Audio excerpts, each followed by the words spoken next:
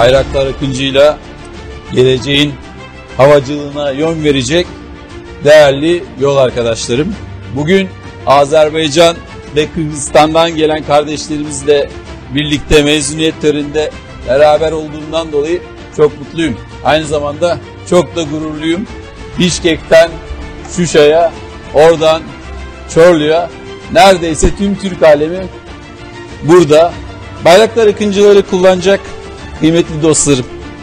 Bu teknolojiyi geliştiren bir mühendis ve hocalarınızdan biri olarak şunu gözlemledim ki özellikle bu gibi sistemleri, yüksek teknoloji içeren insansız hava aracı sistemlerinde en büyük maharet bilgiyle ve sürekli kendini yenilemeyle, bunun yanında görevini en azami gayret ve dikkatle yapmakta oluyor.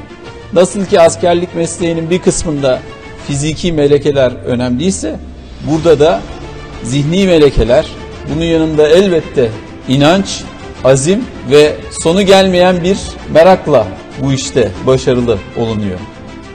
Ne yazık ki bu mübarek ayda 10 yıllardır süre gelen ve yarısı giderek büyüyen bir şiddeti, kötülüğü, terörü yine yaşıyoruz. İlk kıblemiz olan Kudüs'te, Mescid-i Aksa'da Müslüman kardeşlerimize İsrail'in zulmü devam ediyor. Kardeşlerimizin ibadet etmeleri dahi engelleniyor. İnşallah Kudüs'te de bir gün adalet ve hürriyet hakim olacak. Tüm dua ve temennilerimiz bu yönde.